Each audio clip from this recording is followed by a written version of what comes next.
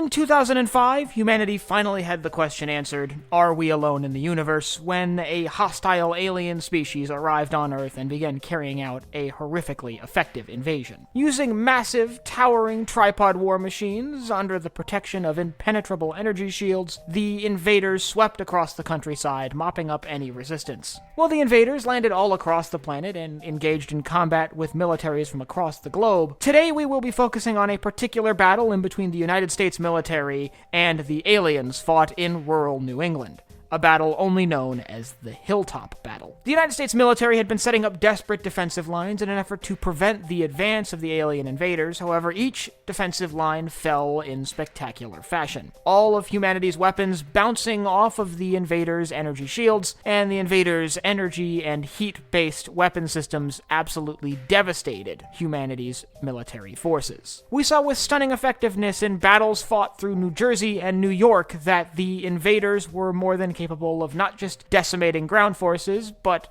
shredding air forces and even downing high-altitude aircraft like civilian airliners. But on top of contending with the invading alien forces, the US military also had to focus on keeping control of their own population, which had fallen into panic and disarray with the appearance of the invaders. This led to countless atrocities performed not by the aliens, but by humans on their fellow man, all in the name of surviving the unstoppable tide of death created by the alien invaders. As humans streamed north, those that were able to make it across the Hudson River converged through several roadways, making their way through New England to perceived safety in the areas around Boston. As these roadways converged, they formed larger and larger masses of civilian populations moving through the countryside. It was near one of these major evacuation routes that the Hilltop Battle began. U.S. military forces set up in a valley in New England had engaged the advancing alien war machines in a desperate effort to prevent them from advancing towards Boston. The first engagement likely involved primarily ground forces, mostly infantry and armor, and some heavy artillery fired from a distance. However, as the first batches of human forces were overwhelmed in the valley, a call for reinforcements was made. Luckily, U.S. forces moving up from behind were not far off.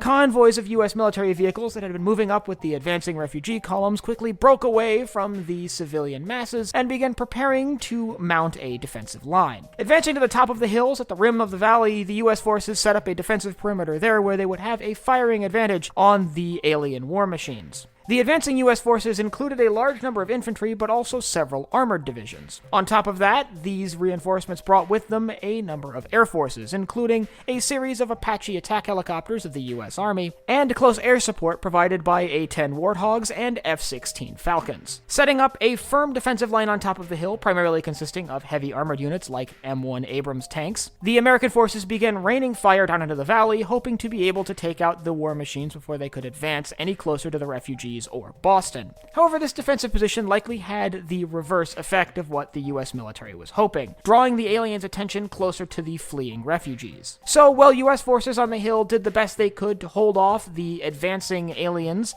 and the aliens didn't really pay them much mind for the first period of the battle, instead distracted by US forces that were still on the ground in the valley, the sustained fire simply bounced or dissipated on the energy shields of the war machines. And for the first few minutes, US forces were actually able to hold the defensive line on top of the hill, firing upon the Martians, likely because the aliens simply weren't firing back, instead being distracted by other US military forces closer to their positions. However, with the elimination of US military forces in the valley, the alien invaders were able to turn their attention to the defensive line set up on the hilltop and begin advancing on it. As soon as the aliens began advancing on the hilltop forces, the decision was made for US military forces to attempt to charge the war machines in an effort to get within their shield generators. However, this attempt to charge down the hill was met with thorough fire from the Martian heat ray, which scorched the far side of the hill and quickly wiped out the entirety of the US military force, the remnants being hit by one final swath of the heat ray across the hill. Having now wiped out the human defenders, the Martian war machines began advancing up the hill and firing into the civilian masses on the far side, hoping to either wipe them out or be able to collect them for future use. With US military forces wiped out in this engagement and the alien war machines completely untouched,